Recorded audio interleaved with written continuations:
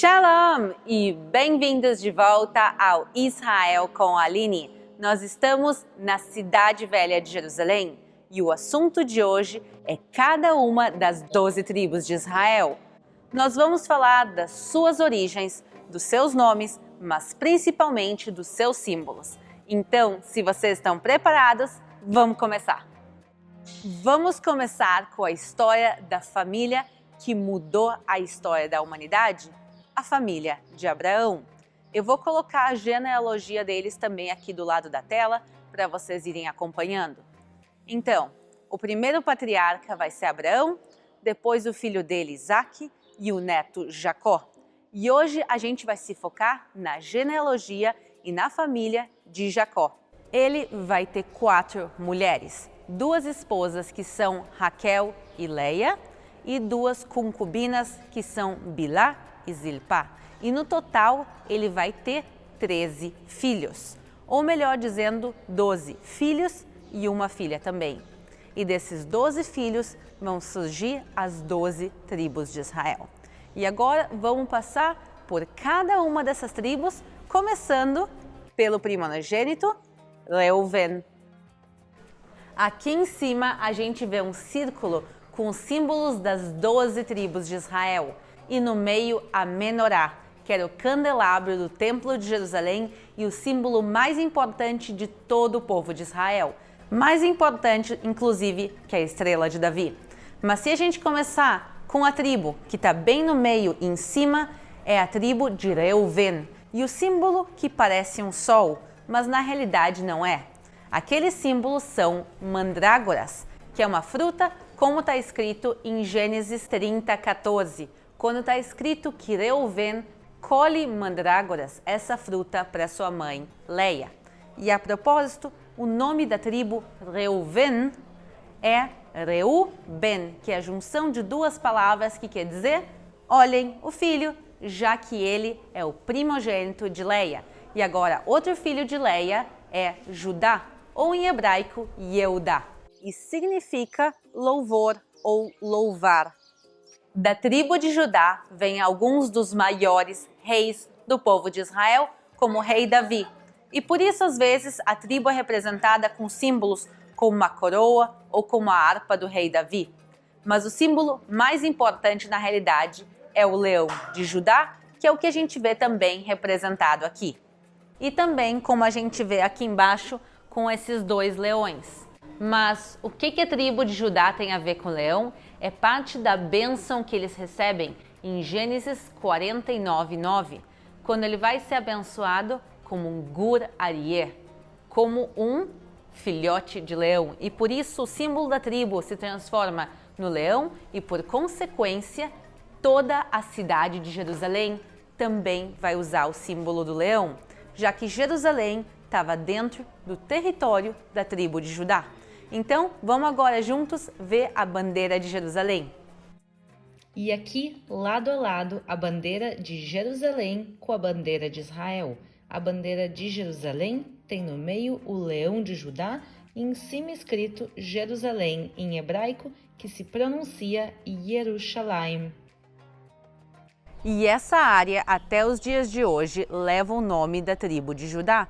Por isso, essa região se chamam as Montanhas da Judéia. Por isso, aqui próximo também fica o deserto da Judéia. E mais que isso, o povo de Israel, hoje em dia, tem como sua religião o judaísmo, que também vem outra vez do mesmo nome, Judá. Outro dos filhos de Leia se chama Shimon, que significa aquele que escuta. Em português, a gente normalmente pronuncia como Simeão. E o símbolo da tribo é a torre e as muralhas da cidade de Sichem, Siquém. Hoje em dia, se vocês procurarem essa cidade no mapa, ela aparece como Nablus. Mas não é por um motivo muito bonito que ele recebe essa torre e essas muralhas, e sim porque ele destrói a cidade de Siquém. Dos 12 filhos homens de Jacó, cada um vai dar origem a uma das tribos de Israel. E quando as tribos estão voltando da escravidão do Egito, passam uns 40 anos vagando no deserto, elas podem entrar na terra de Israel e a terra de Israel vai ser dividida entre elas. que território vai ser dado a Simeão? O território de Simeão vai ser dentro do território da tribo de Judá. Judá recebe um território enorme. E o que acaba acontecendo com o tempo é que a tribo de Simeão vai desaparecer. E provavelmente ela desaparece porque foi incorporada pela tribo muito maior que vivia em volta, que é a tribo de Judá. E chegou o momento de falar de Levi. O nome dele vem de Livui, que quer dizer acompanhar. E ele vai dar origem a uma tribo diferente de todas as outras tribos. Por quê? Porque eles vão ser escolhidos para fazerem os serviços a Deus. Isso quer dizer que eles guardavam o templo de Jerusalém, eles tocavam os instrumentos, faziam a manutenção e dentro da tribo de Levi tinha uma família, que era a família de Cohen, que eles eram os sacerdotes também do templo de Jerusalém. E por isso está escrito, Josué 13:33. Mas ele não deu nenhuma parte da terra à tribo de Levi, para ser propriedade dela. Moisés disse aos membros dessa tribo que o Senhor, o Deus de Israel, era a herança deles. E como vimos no texto, Deus vai ser a herança da tribo de Levi e por isso eles não recebem nenhum pedaço da terra de Israel. Então, na hora da divisão, eles ficam sem nada. Mas na realidade a gente entende que eles recebem a maior herança de todos. E por isso, qual é o símbolo da tribo de Levi? O símbolo é o peitoral do sumo sacerdote, onde a gente vê 12 pedras. Cada pedra dessas era preciosa ou semi-preciosa e representava uma das 12 tribos de Israel, já que o serviço de Deus eles faziam por todo o povo. O próximo filho é Zvulun. O nome soa um pouco estranho, mas o significado é muito bonito. Ele vem de Zeved, que em hebraico quer dizer presente. Então, o nome se pode traduzir como aquele que foi presenteado. E agora, qual o símbolo da tribo de Zevulun? É um barco, porque eles se encontram entre mares no momento que eles recebem o território. Eles estão próximos de um lado do Mar da Galileia e do outro do Mar Mediterrâneo e por isso o barco vai ser o símbolo deles. E há 3.200 anos atrás, quando a terra de Israel é dividida entre as 12 tribos, cada tribo tem que entrar e fisicamente conquistar o seu território. E está escrito que a tribo de Zevulun foi uma das que mais facilmente conquistou o seu território e eles, em várias passagens, aparecem também como uma tribo de guerreiros e lutadores. E nos faltou comentar de mais um filho de Leia, que se chama Issachar, ou como a gente pronuncia o nome dele hoje em dia, mas no hebraico bíblico a pronúncia correta é Issachar. Sahar quer dizer pagamento, ou inclusive a gente usa essa palavra como salário hoje em dia. Então esse nome significa Deus é o meu pagamento, ou o pagamento de Deus. Então Issachar tem como símbolo da tribo lua, estrela e o sol. Por quê? Por causa do primeiro livro de Crônicas. E os filhos de Issachar, 200 dos seus chefes, destros na ciência dos tempos, para saberem o que Israel deveria fazer, e todos os seus irmãos seguiam a sua palavra. Era muito importante ter pessoas como da tribo de Zebulun que entendessem de astronomia.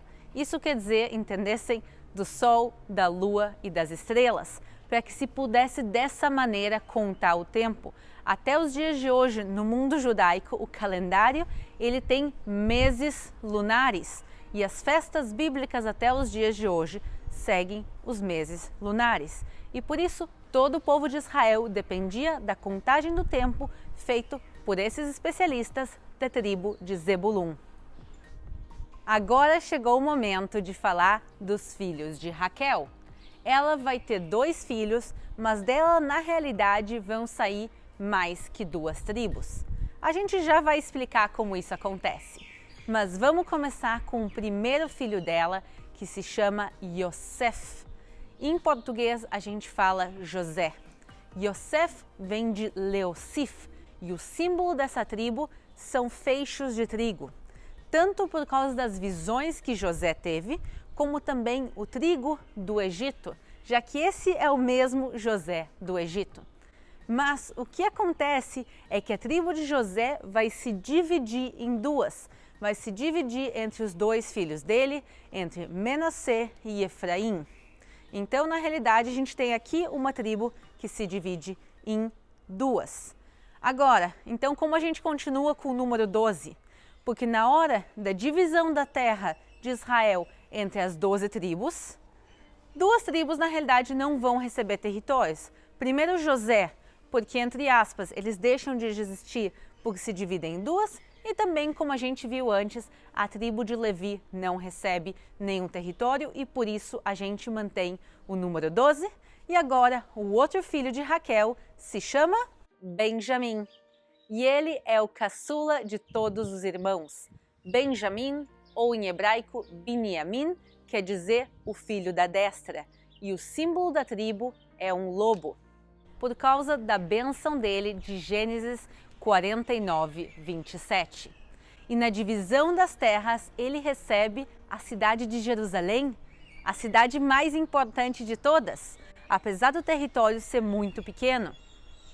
Mas como? Se eu falei antes que a tribo de Judá ficou com Jerusalém. O que acontece é que, em teoria, eles receberam o território de Jerusalém e da região. O problema é que, na prática, eles não conseguem conquistar a cidade. E então a cidade vai seguir na mão dos jebuseus até Davi vir e conquistar a cidade. E Davi é da tribo de Judá e por isso acabou que, na prática, a cidade de Jerusalém ficou nas mãos da tribo de Judá. Mas, apesar de eles terem um dos menores territórios entre as tribos, o território deles continua mantendo o nome até os dias de hoje. Então, até os dias de hoje, nós temos o município de Benjamim, aqui bem próximo de Jerusalém. Vamos falar dos dois filhos de Bilhá, uma das concubinas de Jacó. O primeiro filho que a gente vai falar se chama Dan, que quer dizer literalmente juiz. E essa tribo tem dois símbolos diferentes.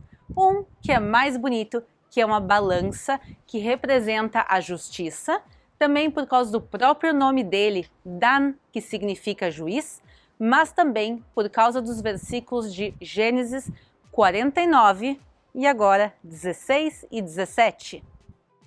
Dan julgará o seu povo como uma das tribos de Israel. E agora vejam o que está escrito no versículo 17.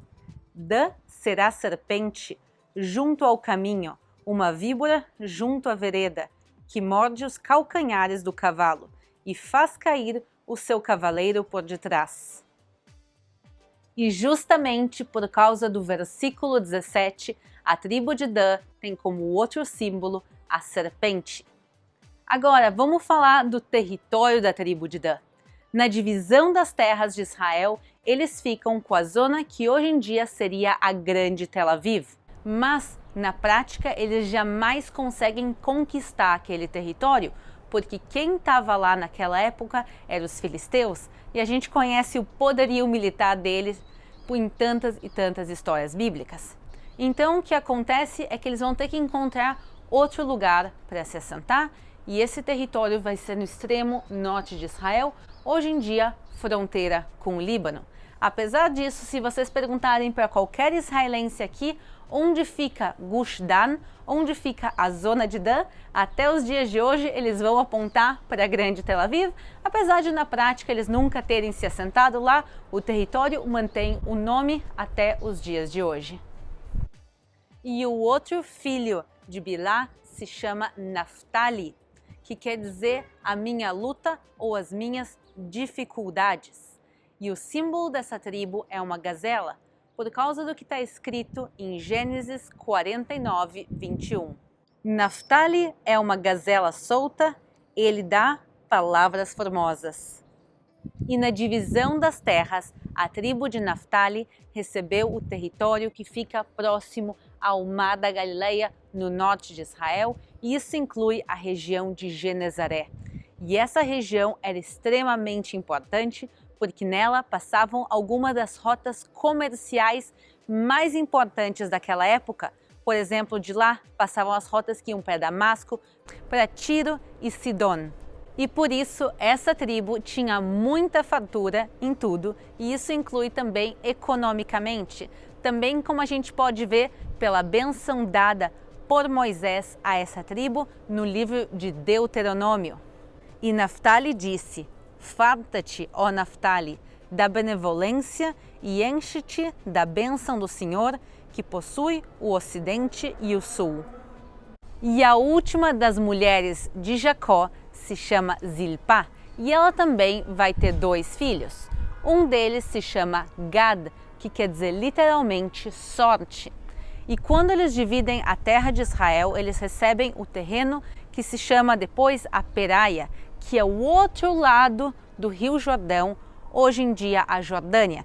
E por isso o símbolo da tribo deles vai ser uma tenda, já que o terreno que hoje em dia a Jordânia é um terreno mais seco. O trabalho que eles faziam, eles eram pastores seminômades, e por isso a tribo recebe a tenda, que lembra o trabalho deles, já que eles estavam sempre se mudando e viajando para cuidar das suas ovelhas e dos seus animais. E a última das 12 tribos é a tribo de Asher, que vem da palavra hebraica Osher, que quer dizer literalmente felicidade. E o símbolo da tribo qual é? É uma árvore de oliveira, exatamente como a gente está embaixo de uma agora, porque sua bênção em Deuteronômio inclui azeite. E de Asher disse: bendito seja Asher com seus filhos, agrade seus irmãos e banhe em azeite o seu pé. E as bênçãos também falam das suas comidas e da sua fartura. De Asher o seu pão será gordo, e ele dará delícias reais. Espero que tenham gostado de conhecer um pouco mais das tribos e do povo de Israel.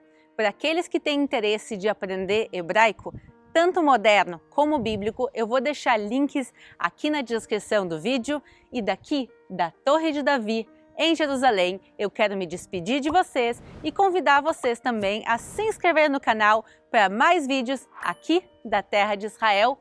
Um beijo e até a próxima!